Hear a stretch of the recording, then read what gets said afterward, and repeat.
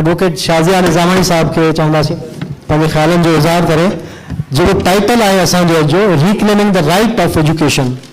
Important है जो न पियो थिए ऐं तव्हां सभिनि जी महिरबानी जो कम से कम इहा डिबेट शुरू थी वई आहे त असां जेका नेटिव लैंग्वेज आहे जेके असां इंडिजिनस माण्हू आहियूं त उन्हनि जो जेको बेसिक राइट आहे जो फंडामेंटल राइट आहे जेको असांजो आइन चए थो जेका असीं ॻाल्हि करियूं पिया त लीगल असीं कहिड़े तरीक़े सां करे सघूं था असांजो आइन जेको आहे जेका शुरू में इंट्रो में शेख साहब ॻाल्हि कई त असांखे आर्टिकल 25A चए थो त जेको फंडामेंटल राइट आहे हर ॿार जो त उनखे एजुकेशन फ्री ऐं क्वालिटी एजुकेशन मिलणु खपे आइन असांखे गारंटी ॾेई छॾी उनजी पंहिंजी राइट जी एजुकेशन जे हवाले सां उन सां गॾोगॾु जॾहिं 18th अमेंडमेंट आई त उन में इहो हो त हाणे सूबनि जी अथॉरिटी आहे सूबनि खे पावर आहे त हाणे हू पंहिंजी सूबे खे नज़र में रखी करे पंहिंजे सूबे जी डायनामिक्स खे रखंदे करे पंहिंजी एजुकेशन पॉलिसी खे डिज़ाइन कनि उन में जेके असांजूं नीड्स आहिनि असांजे पंहिंजे कल्चरल जेके पंहिंजे हिस्टोरिकल उन्हनि खे मद्देनज़र रखंदे करे असांखे अहिड़ो जेको असांजो करिकुलम या टेक्स्ट बुक डेवलप कया वञनि जेके उन ॿारनि जे फ्यूचर ऐं connecting to our history and background उनखे कयो वञे त उन खां पोइ असांखे इहो हिकिड़े तरीक़े सां असांखे पंहिंजो राइट उहो असां अचीव कयो 18th अमेंडमेंट खां पोइ इन खां असां सां गॾु इहो बि आहे त इन खां पोइ जॾहिं असांजो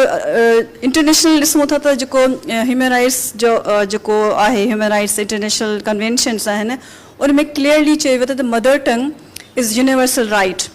त इहो असां जेका असीं डिमांड करियूं था इहो को पॉलिटिकल को नैरेटिव कोन्हे इहो असांजी का अहिड़ी का उहा डिमांड कोन्हे जेका आइनी ऐं क़ानूनी जेके फ्रेमवर्क आहिनि असांजे जेके नेशनल ऐं इंटरनेशनल उन्हनि फ्रेमवर्क जे बिल्कुलु एन मुताबिक़ आहे जेको असांखे UN जो इदारो चए थो त तव्हांजो हक़ आहे हर ॿार जो त हुनखे पंहिंजी मादरी ज़ुबान में तालीम ॾिनी वञे बल्कि यूनेस्को जी रिपोर्ट आई हुई काफ़ी साल पहिरीं उनमें क्लियरली हिकिड़ी रिसर्च रिपोर्ट शेयर कई वई त उहे ॿार जिन खे पंहिंजी नेटिव लैंग्वेज में पंहिंजी इंडिजिनस लैंग्वेज में पंहिंजी मदर लैंग्वेज में पंहिंजे होम लैंग्वेज में पढ़ायो थो वञे उन्हनि जी जेका परफॉर्मेंस आहे उहा तमामु बहितर आहे उन्हनि ॿारनि जी जेके बायलिंगुअल या मल्टीलिंगुअल उन सिस्टम में पढ़नि था या अहिड़ी ॿोली में पढ़नि था जेका हुन लाइ मतिलबु उन्हनि जे घरनि में नथी ॻाल्हाई वञे उनजे आसपास नथी ॻाल्हाई वञे ऐं उन इहो बि चयो त जेको ड्रॉप आउट रेशियो आहे स्टूडेंट में उन जे करे वधीक आहे त छाकाणि त उन जंहिं ज़ुबान में पढ़नि था उन सां हू फैमिलियर न आहिनि हू कंफर्टेबल न आहिनि हू सोचे नथा सघनि उन में जॾहिं सोचे नथा सघनि त शयुनि खे कंप्रीहेंड नथा करे सघनि उन खां गॾोगॾु हुनखे हू पंहिंजे पाण खे हुन सां अलाइन नथा करे सघनि त हाणे इहे जेके असीं ॻाल्हियूं करियूं पिया त भई असांजो जेको जॾहिं बि असां डिमांड कंदा आहियूं त सिंधी ॿोली असांजी जेको तारीख़ी तौर ते ॾिसूं छाकाणि टाइम घटि अथव हिस्टोरिकली त ॾाढो हुन में टाइम हलियो वेंदो पर इहो क़ानूनी जेको उहो तव्हांजी 18th अमेंडमेंट में असां वटि अची वई आहे हाणे असांजो इहो रोल ठहे थो त असां इहा डिमांड करियूं त असांखे पंहिंजे कुझु वक़्त में इहो थियो त एजुकेशन मिनिस्टर सरदार शाह साहब इन खे बाक़ाइदा कंहिं तरीक़े सां कोशिशि कई हुई त जेके कराची में सिंधी स्कूल आहिनि उन्हनि खे उहे सिंधी पढ़ाइनि ऐं कुझु विच में हिन स्टार्ट बि कयो जीअं मुंहिंजी नंढड़ी हिकिड़े कॉन्वेंट स्कूल में वञे थी त उन में कुझु सिंधी स्टार्ट कई वई कुझु पढ़ाइणु अगेन उहा रोमन सिंधी में पढ़ाई वई पर असां चयो त ठीकु आहे स्टार्ट आहे थी सघे थो हुन में कुझु रिफॉर्म्स अचनि कुझु बहितरी अचे पर अगेन वरी उहा बंदि थी वञे कॉन्स्टिट्यूशन छा थो चए मैडम इहो असांजे सामाइन खे ॿुधायो कॉन्स्टिट्यूशन जेको मूं ॻाल्हि कई त 18th अमेंडमेंट खां पोइ क्लियरली चए थो त तव्हांजी जेके सूबा बल्कि तव्हांखे पढ़ी ॿुधायां त तव्हांखे उन में क्लियरली इहा शइ लिखियलु आहे आफ्टर 18th अमेंडमेंट त जेके सूबा आहिनि दे हैव गिवन राइट त उहो कहिड़े तरीक़े सां पंहिंजी जेका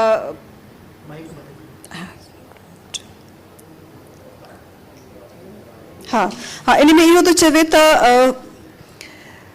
is defined by law after 18th amendment following the 18th amendment to the constitution which also made education a provincial subject. Now it's a provincial subject. The constitutional rights serve as the basis for provincial governments to enact legislation and develop plans to ensure children receive quality education and the decision to use child's mother tongue as the medium of instruction. So clearly we have now a legal right, constitutional right in our 18th amendment. The hani asake pinji mother tongue mein asanji pinji indigenous language ahe o by constitution by law asanjo right hai chuko ha asan right ke invoke karyu in right ke istemal karyu demand karyu lobbying karyu through pressure build karyu to asanjo in right ke implement karyu. Thank you. Adi Shadiya आए सवाल तो 18th amendment का पो जो को जेको education department आहे उहो सूबे जो थी वियो आहे। उनमें जेको आहे त सिंध गवर्नमेंट हिन वक़्तु ताईं जेको आहे तव्हां ॻाल्हि कई सरदार शाह थोरी कोशिशि कई, छा कामयाबी थी आहे, उनमें छा थियो आहे? हिकिड़ो सुठो स्टेप इहो थियो त कुझु जिन न पे पढ़ाई बिल्कुलु जवाबु ॾेई छॾियो त असांखे न आहे सिंधी पढ़ाइणी, त उन्हनि जी रजिस्ट्रेशन खे बि ख़तमु कयो वियो, कैंसिल कयो, पर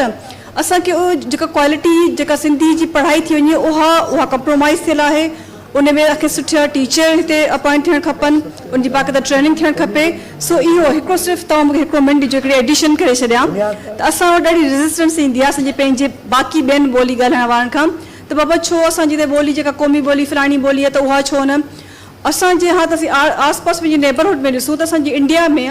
हिन वक़्तु आइनी तौर ते जेके 20 खां 22 ॿोलियूं आहिनि जेके आहिनि से ऑफिशियल लैंग्वेजिस आहिनि, ऐं उन्हनि खे हाणे जेका हिन जी 2020 वारी जेका एजुकेशन पॉलिसी आई इंडिया जी, उन में ॾाढो स्ट्रिक्टली बाय आइन बाय लॉ उनखे इहो चयो वियो आहे त जेके तव्हांजा जेके मदर टंग आहे उहा फर्स्ट प्रायोरिटी हूंदी तव्हांजे पंहिंजे ॿार खे पढ़ाइण में, उन खां पोइ तव्हांजी सेकेंड लैंग्वेज तव्हां इंग्लिश जी हूंदी। हाँ जीअं जेके साउथ ऑफ इंडिया आहे उनजी वॾी हिकिड़ी स्ट्रगल हले पई नॉर्थ इंडिया सां, त बाबा तव्हां जॾहिं चओ था त असांजी ट्राइलिंगल हुजे त पोइ असां चूज़ कंदासीं त असांजी पंहिंजी नॉर्थ इंडिया साउथ इंडिया जी जेका पंहिंजी ॿोली आहे तेलुगु हुजे कन्नड़ हुजे उहा हुजे, ऐं इन खां पोइ असीं इंग्लिश चूज़ कंदासीं। हा जेका असां हिते हिंदी फोर्स कई वई त पोइ असां इहो कंदासीं त पोइ असांखे नॉर्थ में तव्हां असां जेके तेलुगु खे पढ़ायो वञे, पोइ असां छो हिन शइ खां महरूम थी था वञूं, असांजी ॿोली छो न उहा इम्पोर्टेंस सघे। नेपाल में 2015 वारो जेको आइनी अमेंडमेंट आई आहे उन में 2015 वारे आइन में नेपाल में मतिलबु हाणे स्टेट गारंटी करे थी त असां ज़िम्मो खणूं था त असांजे जेका नेपाल में 126 जेके ॿोलियूं आहिनि से ऑफिशियल ॿोलियूं उन्हनि खे करार कयो वियो आहे, उन्हनि खे मदर टंग वारो दर्जो ॾिनो वियो आहे, त उहे 126 ॿोलियूं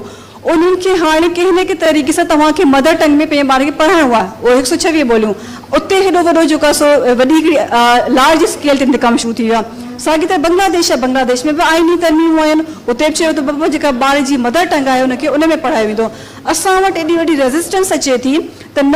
हीअं न थींदो, हीअ ॿोली रीजनल ॿोली आहे फलाणी ॿोली जेको असांजे लाइ वफ़ाक़ लाइ थ्रेट आहे। सो जेको पॉलिटिकल नैरेटिव ठाहे वियो आहे उनखे असांखे ब्रेक करणो पवंदो, असांखे ॾाढो लाउडली ऐं ॾाढो असर्टिवली असांखे इहो हाणे डिमांड करणी पवंदी त सिंध जो ख़ितो आहे उहो असांजो 5000 साल पुराणी तहज़ीब आहे, असांजी ॿोली का हाणे जी ॿोली कोन्हे जंहिंखे माना तव्हां जब अहसान जे तौर ते तव्हां कंहिं स्कूल में शुरू करे छॾियो, पर इहो